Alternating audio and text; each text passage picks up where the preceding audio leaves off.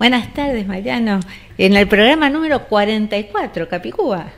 Mirá vos, llegamos acá. Llegamos al Capicúa, sí. Exactamente. Qué bueno, estamos realmente como creciendo en nos queda pendiente el festejo de los 50 que tenemos que pensar a ver qué hacemos.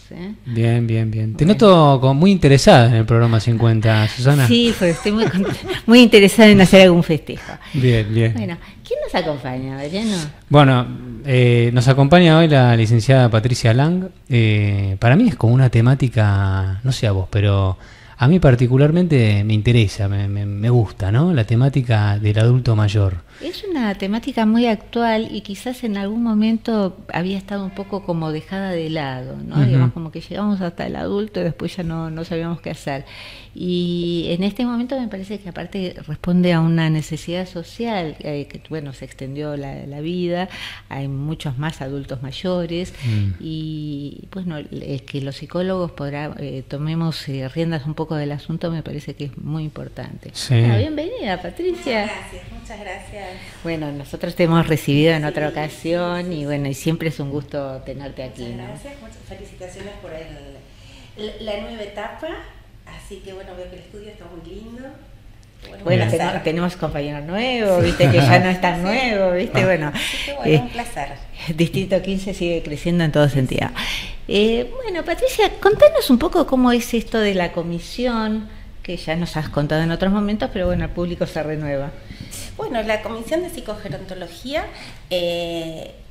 apunta y fundamentalmente se concentra en dos aspectos como fundamentales que además hemos planteado para este año. Uno tiene que ver con el trabajo con y para los matriculados en relación a esto que decías de la necesidad de responder a una demanda social.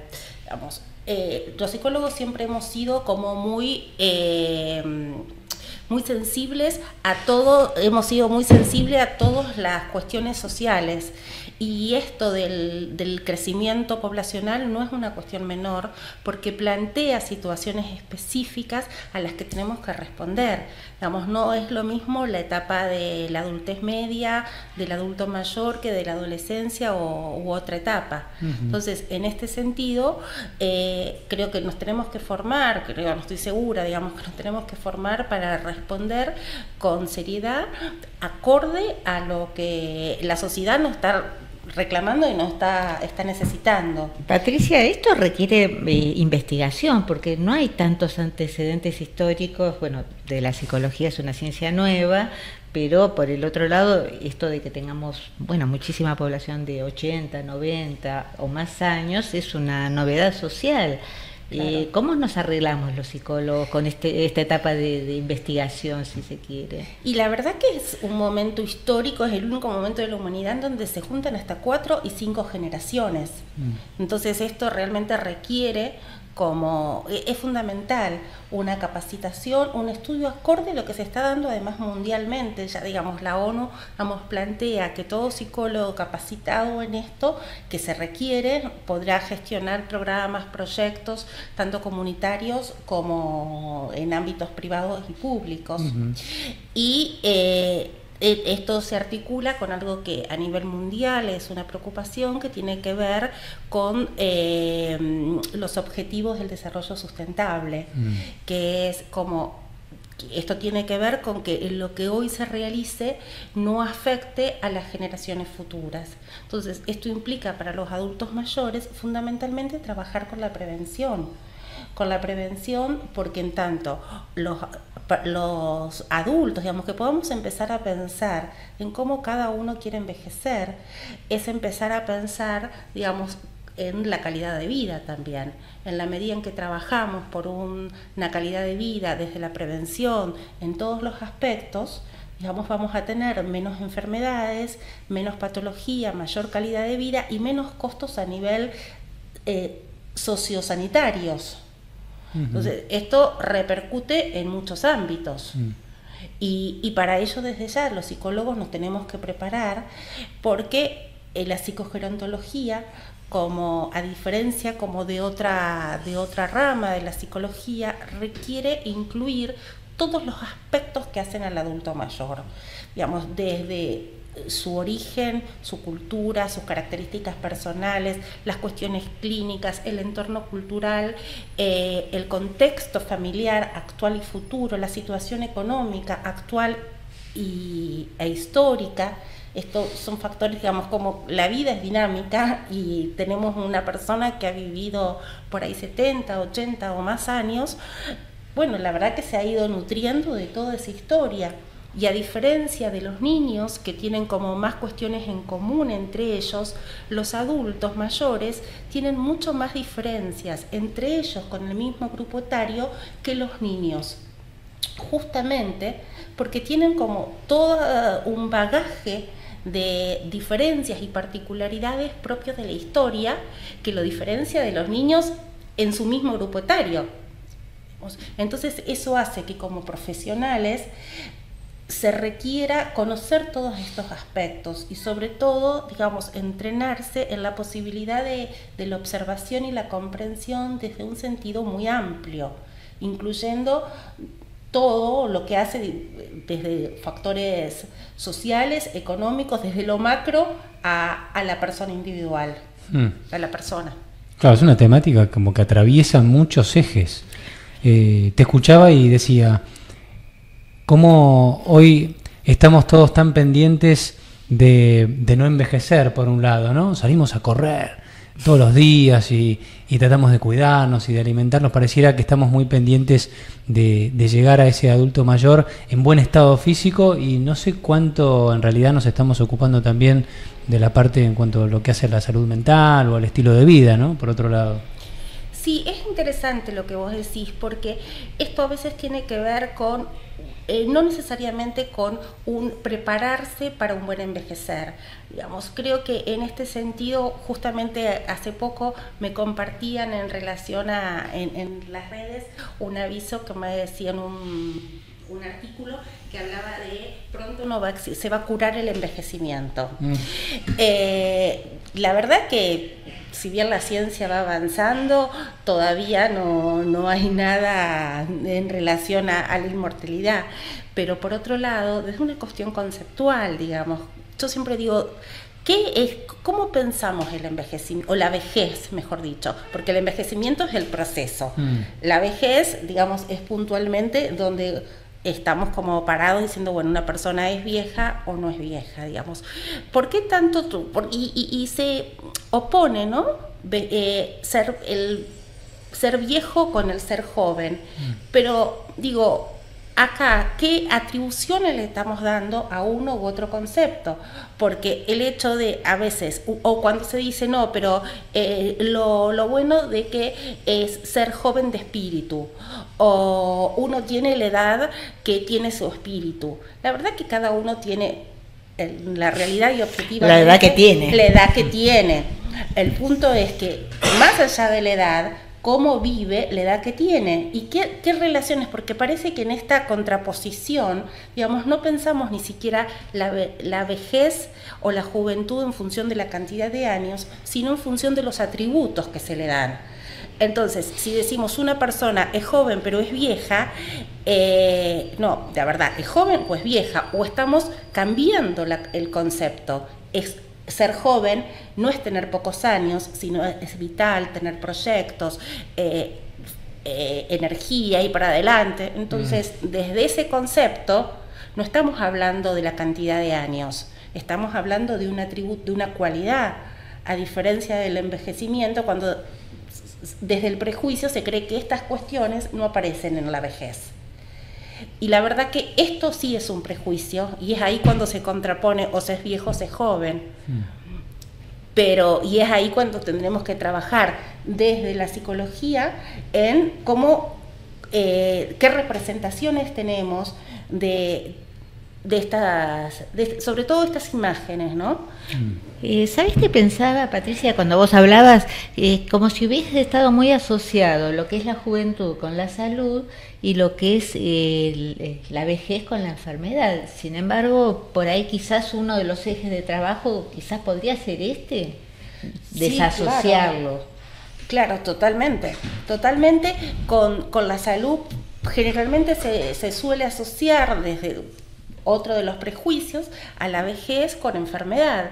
Y la verdad que no, o por ahí es común esto de que, bueno, lo que tiene es una demencia senil, como una demencia propia del envejecimiento. La verdad que con el envejecer hay un declive que es propio de la edad, que se compensa con la experiencia, digamos, se compensa con la experiencia propiamente dicha, y que son la experiencia son los recursos que da para compensar ese declive que es totalmente funcional en la vida.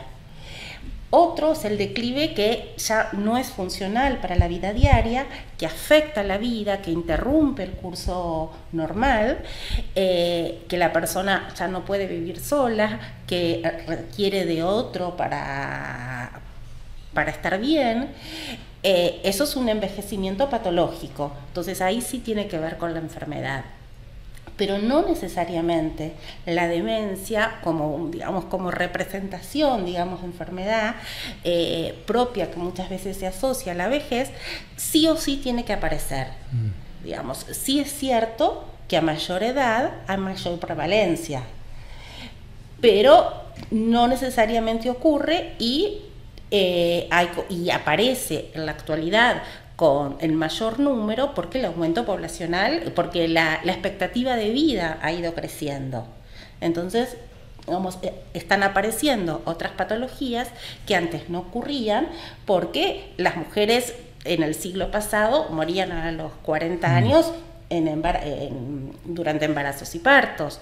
Entonces, no había un envejecimiento, o los hombres en las guerras. Entonces, esto que se está dando ahora no ocurre, pero se da tanto desde la salud como desde las perspectivas que hablábamos, Mariano, en relación a las elecciones de vida, a las elecciones vocacionales, en un replanteo en la mediana edad, después que se cumplió como todo un ciclo vital, en un proyecto personal, familiar y demás, encontrarse en otra etapa de la vida en donde se puede volver a elegir, digamos, en esta etapa cómo quiero vivir. Y esto es lo maravilloso también, ¿no? De poder plantearse, ahora a los 50 años, yo cumplí con una etapa de mi proyecto de vida, como la crianza de los hijos y toda una estructura familiar de la que se puede sentir mucha satisfacción, pero bueno, la dinámica familiar y de la vida hace que se vaya desarrollando y ya no sea la familia nuclear. Entonces, bueno, hay como una exigencia, un replanteo de, bueno, ahora en estos momentos, ¿qué hacer? O la etapa postjubilatoria. Bueno, entonces ya que no se tienen la misma rutina. O sea, vos lo que planteás es que de alguna forma esto también pueda ser una oportunidad para la persona que llega a esta edad, como para quizás, bueno, comenzar a hacer cosas que tuviera pendientes o cosas que fueran nuevas. Absolutamente.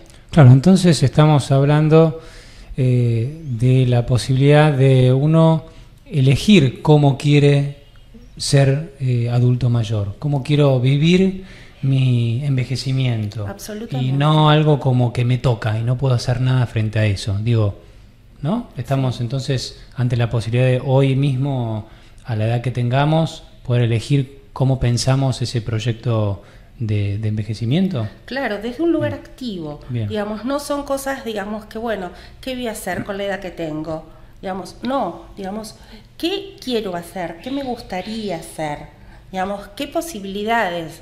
A veces habrá que articular lo que se desea con lo que se puede, pero en ese contexto, digamos, ver cómo hago lo mejor que puedo acorde a lo que realmente me gustaría, y a lo mejor las posibilidades son mayores a las que se creía.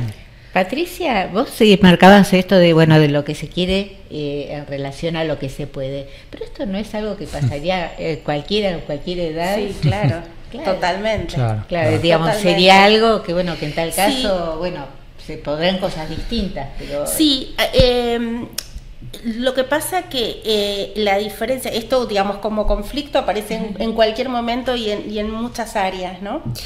Pero puntualmente en relación al trayecto de vida, muchas veces durante la vida adulta está como encaminado el proyecto de vida a algo como predeterminado, ya sea o al desarrollo de la profesión, o a la familia, o a los hijos, o a alcanzar determinados objetivos desde lo profesional o laboral.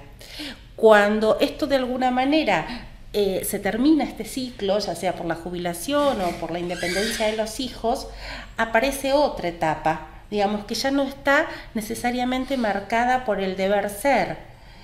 Y es ahí cuando a veces aparece la desorientación. Digamos, ya no viene marcado por lo que tengo que hacer. Digamos, cuando las personas se casan, bueno, hay algo que está estipulado que pareciera que tiene que tener hijos, y aparecen las preguntas: ¿y cuándo vienen los hijos? Cuando en la etapa postjubilatoria no hay desde lo social una pregunta, bueno, ¿cuándo vas a hacer algo? Vos sabés que yo pensaba en la premisa biológica, ¿no? Que todos aprendemos desde las escuelas, los primeros años, que es esto de nacer, crecer, reproducirse y morir. Ya que, bueno, nuestra reproducción puede comenzar a una edad, pero realmente termina con la independencia de los hijos, se podría decir. Bueno, después seguís siendo madre o padre, pero desde un lugar diferente. Nos queda ese bache de qué hacemos, porque bueno, después de reproducirse no sabemos qué hacer, ¿no? Habría que agregar unos cuantos puntos, ¿no?, entre reproducirse y morir ahora. Claro, me parece que sí, habría que, por eso te digo, quizás sobre casi legado que nos han puesto desde muy chicos, ¿qué se hace como para cambiar estas cosas de las ideas previas, ¿no es cierto? Y por muchos años, ahora se están introduciendo en las universidades la materia en relación a la vejez, pero por mucho tiempo era niñez, adolescencia y bueno, la adultez, pero ahí quedaba, digamos. Incluso, de hecho, si vemos la gran convocatoria, digamos, que tiene en nuestra profesión, tiene que ver más con la niñez y con la adolescencia. Digamos, psicogerontología generalmente no tiene la convocatoria profesional que tienen niños y adolescentes. Bueno, vos sabés que, bueno, voy a contar algo personal, ¿no? Pero hace muchos años yo había hecho un curso de psicogerontología y me había llamado la atención que en las primeras fichas que nos dieron decía el anciano y la muerte, ¿no? Digamos, como que en realidad lo que se pensaba en un momento determinado era, bueno, ayudar al otro a morirse, ¿no? Acompañarlo en esto de vivir, ¿no? Ahora que lo decís, bueno, recuerdo aquella experiencia, digamos. Bueno, se dice que en realidad hay como mucha resistencia a la temática de la vejez por la asociación a la muerte, pero hoy en día, digamos, vemos que la expectativa de vida, hoy iba a decir la expectativa de muerte, pero la verdad que también, digamos, ha cambiado, y más allá de esto, digamos, que la verdad que nadie tiene la fecha y la hora, digamos, creo que debemos trabajar como psicólogos fundamentalmente en cambiar el concepto de no importa cuánto, pero cómo, digamos, porque si tengo la expectativa de que una vez que me jubile ya me quedan pocos años, bueno, pareciera que no importa cómo, total, pronto me muero, digamos, y desde esa idea, digamos, esto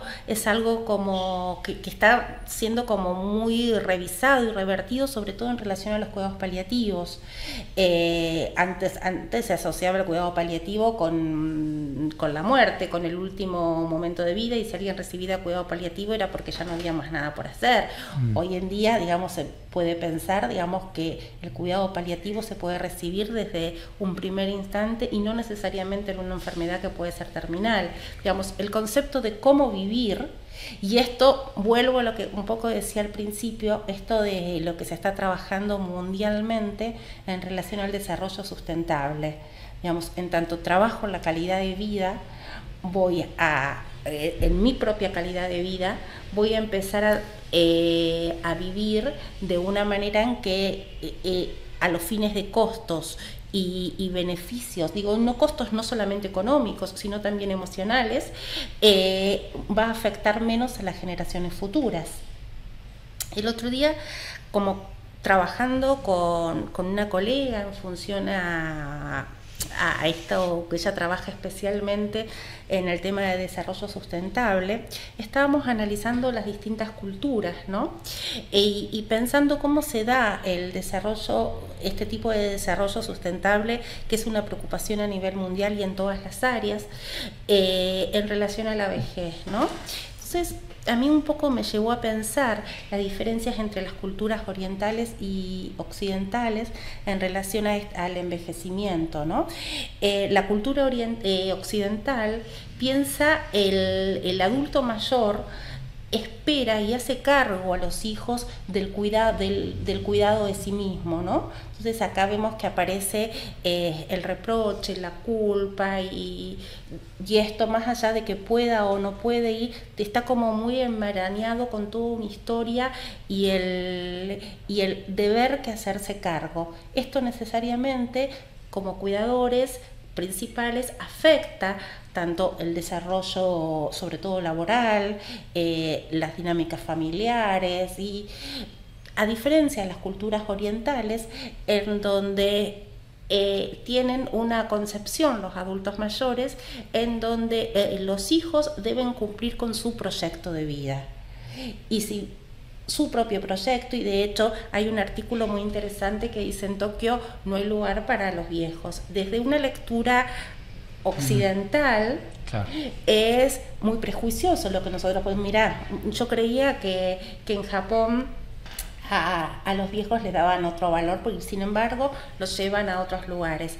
Esto desde una lectura occidental. Sin embargo, desde la perspectiva oriental, digamos, el adulto mayor considera que ese es un espacio de, como tienen como gran valor todo lo que tiene que ver con el trabajo, ese es un espacio que deben dejar para el desarrollo de los más jóvenes. Entonces, el correrse del lugar no es interpretado desde ellos como dejados de lado, sino por el contrario, digamos, el empezar a ocupar otros lugares. Y esto, de alguna manera, alivia en los vínculos y en los encuentros. Digamos, hay como un cambio. Ahora, ¿vos no crees que, digamos, quizás con el tema de la modernidad, con el tema, bueno, probablemente, bueno, los cambios que hubieron especialmente el último siglo, el abuelo dejó de ser un referente? Quizás para principios de siglo pasado tenía algo de referente y quizás la palabra del abuelo conllevaba algún tipo de saber, que en este momento por ahí también está como un poco descalificado. Sí, totalmente, porque hemos puesto como todo la balanza, digamos, en relación a la juventud. Ajá. Entonces, desde este lugar nadie quiere ser viejo, porque además no va a ser considerado, no va a ser tenido en cuenta, no va a ser, quiere como, pierde el rol y la mirada. Entonces, desde este lugar. Y teniendo en cuenta esto, entonces, Patricia, ¿cuál es la importancia del adulto mayor para el niño, para el nieto, para el adolescente, para el joven? ¿Qué, desde tu conocimiento, ¿no? ¿Qué es lo que el adulto mayor sí es importante y valioso para ese niño, para ese nieto, para ese joven, para ese adolescente? Sí, en realidad el adulto mayor fundamentalmente tiene y debe tener un rol activo en relación a mostrar, digamos, es el futuro para el niño, digamos, es el futuro en concreto, es la posibilidad de poderse reflejar en cómo voy a ser dentro de 50 años. Entonces, esto implica una gran responsabilidad. No es lo mismo para el niño ver que cuando se tiene 70 años, desde esa perspectiva, la vida ya terminó, a ver que a pesar de tener 70 años se pueden tener proyectos, posibilidades de disfrutar, vivir, actividad, digamos, trabajar en función de sobre todo del placer, digamos que a veces parece ser como mala palabra, ¿no? Estamos como regidos a veces por el deber ser en sus distintos matices, pero la posibilidad del placer en estos términos parece que a veces cuesta mucho. Qué reflexión. ¿Qué te parece si con esta reflexión nos vamos un ratito a un corte? Dale, vamos. Acá estamos en un nuevo bloque con Patricia Lang, una experta. No la dejamos detenerse ni en la pausa, Susana. Sí, nosotros explotamos al invitado. Sí.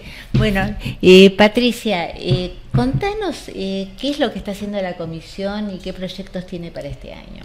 La comisión este año puntualmente está trabajando, bueno, el objetivo de este año fue en relación a trabajar con y por los matriculados, en relación a que tenemos mucho por hacer, que tanto desde la ONU, desde la OMS y desde la CEPAL se está justamente solicitando la capacitación de profesionales, así que desde como tratar de trabajar fundamentalmente a que se instale en nuestra comunidad profesional la psicogerontología. En esto de alguna manera es como nuestro eje principal desde la comisión desde que está. Y por otro lado, trabajar también para la comunidad en distintos aspectos, puntualmente desde lo individual, en distintas áreas, también para que quienes hagan una consulta a un especialista en adulto mayor también pueda conocer que no es lo mismo un psicogerontólogo que otro profesional que puede ser excelente, digamos, en su desempeño, pero no está haciendo psicogerontología, está haciendo, digamos, en función de su forma de trabajo. Esto simplemente es que quien hace una consulta pueda tener herramientas a la hora de elegir con quién quiere atenderse. No se trata de que quien trabaje como psicólogo con adultos mayores de la psicología cognitiva no lo puede hacer, o desde el psicoanálisis no lo puede hacer, pero no es psicogerontología, es psicoanálisis aplicado al adulto mayor, como trabajaría con niños o con adolescentes, o psicología cognitiva u otra corriente, claro, en relación al adulto mayor. Esto nos parece que es importante que la comunidad lo conozca, porque a veces las necesidades son diferentes. Y puntualmente en relación a la comunidad, este año estamos programando una jornada dirigida a los geriátricos, que tiene que ver con articular, digamos, porque hay una realidad que no podemos desconocer, que el geriátrico como tal no deja de ser una empresa y no deja de ser un negocio, digamos, un negocio que además brinda un servicio para adultos mayores que requieren un servicio especializado. Entonces, desde esta articulación nos parece que tenemos que articular lo que hace al negocio y a la empresa como tal con determinados valores éticos y capacitación profesional en psicogerontología. Entonces, ni desconocer uno u otro aspecto, pero sí poderlos articular. ¿Esta jornada a quién estaría dirigida? Está dirigida a dueños de geriátricos y a encargados o directores de geriátricos. ¿Y a profesionales que trabajarían en el geriátrico también? Sí, y a profesionales que trabajarían en el geriátrico, pero sobre todo, digamos, porque tenemos como la idea de poder articular con leyes y reglamentaciones desde el ámbito administrativo y económico y desde las nuevas leyes que regulan la actividad en las distintas instituciones. Entonces, es importante para todos los profesionales que trabajan en el geriátrico y fundamentalmente para a los que tienen capacidad de decisión en este sentido. ¿Esta sería una jornada interdisciplinaria con abogados? Sí, una jornada interdisciplinaria. Una jornada interdisciplinaria que le dé al geriátrico, a quienes dirigen el geriátrico, una actualidad, digamos, de lo que hoy se está requiriendo. Y en esto, desde nuestro lugar psicogerontológico, articularlo desde lo que hace la especialidad específicamente, porque también vemos que ocurre esto en muchas instituciones, lamentablemente, digamos que la perspectiva de la empresa supera, digamos, las cuestiones de la especialidad, digamos, y dejando de lado o descuidando o lo que hace al adulto mayor en sí mismo.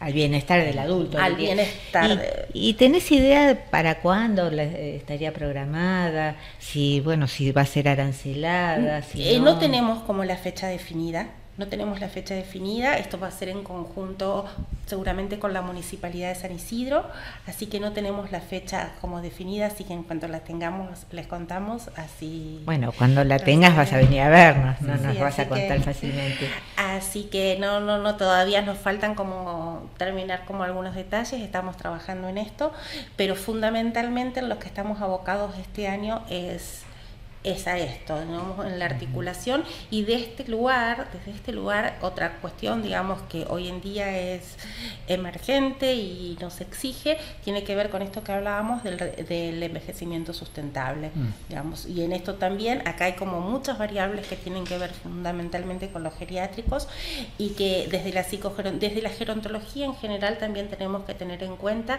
y que son desde el tema de residuos patológicos, el tema de los materiales, Entonces acá sería como muy tentador decir, ¿qué tiene que ver un psicólogo en estos aspectos? Esta es la diferencia fundamentalmente de la psicogerontología, es poder entender al adulto mayor desde toda esta perspectiva y desde el contexto específico en el que se está desarrollando. Por ejemplo, el adulto mayor no es lo mismo que esté viviendo en una institución de larga estadía como son los geriátricos, en donde se consideran las leyes y la reglamentación de los residuos patológicos, el tema del cuidado de los pañales, el tema de la capacitación a los cuidadores, digamos, porque esto va a dar un tipo de servicio distinto, y a la hora de ver como psicólogos a ese adulto mayor, lo vamos a ver en un contexto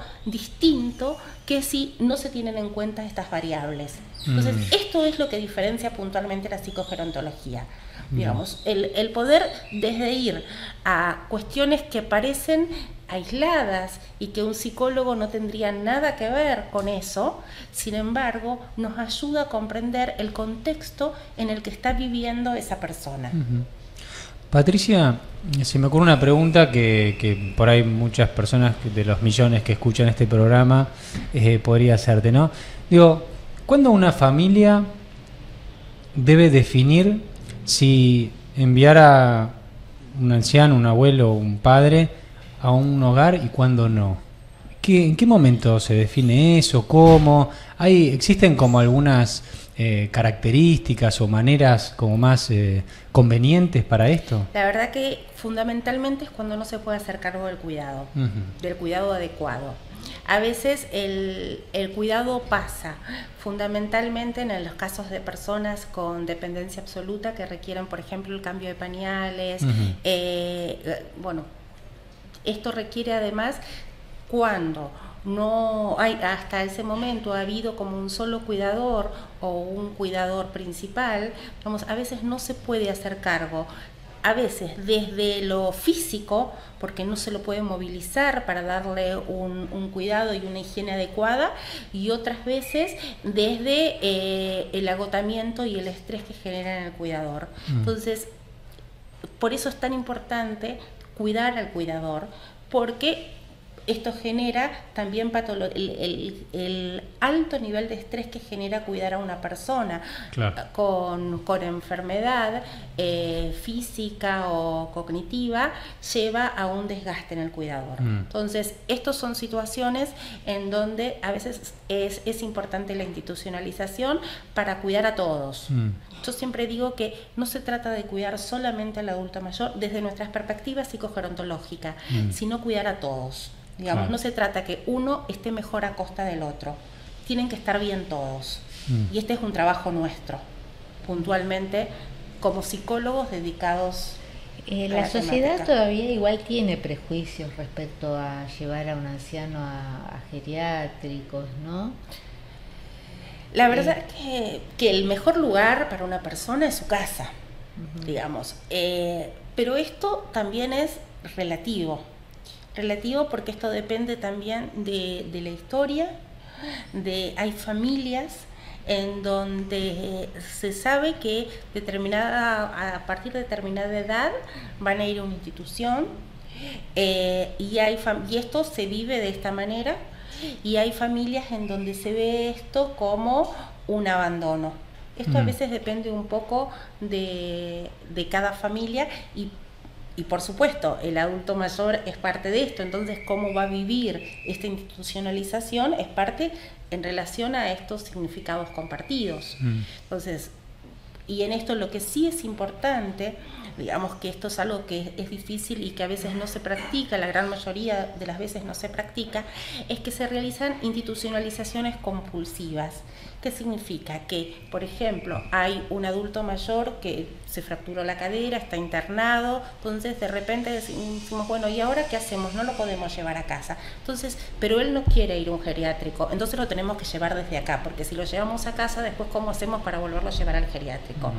Entonces, la persona se encuentra en una institución que no eligió, que de repente está, que no sabe por qué, que le dicen que es por un tiempito, pero intuye que esto no es un tiempito, que de repente se cayó, estuvo internado y ahora está en un geriátrico. Entonces es frecuente que digan, pero yo no quiero estar acá, yo me quiero ir, este no es mi lugar. A veces ocurre que hay desorientación, hay cuestiones clínicas que digan en este sentido no es mi lugar. Pero la realidad que no fue una elección personal, ni mucho menos. A veces las situaciones hacen que se tomen decisiones que no se hubiesen querido, pero aún así, digamos, lo que es importante es incluir en esta decisión al adulto mayor. A veces podrá aceptarse, podrá ser compartida, a veces o no, pero el punto es que la mentira en ninguno de los aspectos suma ni contribuye a la mejor adaptación. Lo ideal es, no en los casos, en unas situaciones límites, porque bueno, las situaciones límites son inesperadas, pero si se tiene en mente que esta persona sería conveniente o no puede estar en su casa y por distintas razones la mejor opción es un geriátrico, por ejemplo, bueno, empezar a hablar de esto, que pueda conocerlo, que pueda elegirlo. O sea, nadie elegiría mudarse de casa sin antes verla. Entonces, ¿por qué vamos a pensar que alguien puede elegir ir a vivir a un geriátrico sin conocerlo antes? Claro, yo siempre me había planteado respecto a los geriátricos esto del desprenderse de todas sus cosas propias, ¿no? Estar en una cama que no es propia, bueno, perder los libros quien los tuviera, prácticamente toda la ropa, ¿no? Esto de compartir la habitación quizás con un desconocido, claro. Y ciertas situaciones que probablemente por esto de lo sustentable o lo económico, pero que por ahí quizás las condiciones de los geriátricos también podrían como plantearse más amistosos o más amigables con los internados, ¿no? Sí, hay lugares que incluso aceptan que lleve su mobiliario. De todas formas, esto requiere un trabajo previo, digamos, un trabajo de la familia con esta persona que es posible que sea institucionalizada y poder compartir con esto y elegir juntos el lugar. Empezar a ver, digamos, que esto no es todo negativo, qué beneficios, pero no desde el convencerlo y desde la infantilización, porque esto es algo frecuente que caemos a veces para los adultos mayores, en la infantilización, no convencerlo desde lo concreto, desde lo real, desde por qué es conveniente que esté acá y no esté en la casa. Esto seguramente quienes estén en esta situación dirían, bueno, no, pero la verdad que él no quiere, o mi mamá, mi abuelo no quieren ir al geriátrico ni quiere tener un cuidador porque quiere estar solo y dice que puede y la verdad que no puede. Esto también ocurre. digamos, con lo cual acá los hijos se enfrentan a una situación que a veces les es muy difícil de manejar, como diciendo, bueno, mi mamá no quiere un cuidador y no, cada uno que va le busca algún problema y no quiere que esté. Esto es algo cotidiano con lo que se encuentran los hijos. Bueno, esto requiere también de mucho trabajo con este familiar y por otro lado con el cuidador. Digamos, por eso es importante la capacitación en el cuidador, porque la verdad que si necesita un cuidador, lo necesita aunque no lo quiera y no se lo puede dejar solo porque lo estaríamos descuidando. Pero este cuidador que va a estar tendrá que trabajar con quien cuida para establecer un vínculo, para que no sea, si bien ya fue impuesto y es lo mejor que se puede hacer, bueno, que esto no sea vivido así todo el tiempo. Vamos a establecer un vínculo, tener herramientas, ver cómo se puede integrar, articular, sobre todo sin que se sienta que está siendo sometido, porque muchas veces el adulto mayor se niega a tener un cuidador porque siente que va a perder libertades en relación a las elecciones de su casa, en seguir siendo el dueño o el señor o la señora de la casa. Entonces, esto es lo que hay que cuidar. Cuestiones que hacen a su identidad. El cuidador es el cuidador, no es el dueño. Digo, como representación del adulto mayor en ese sentido.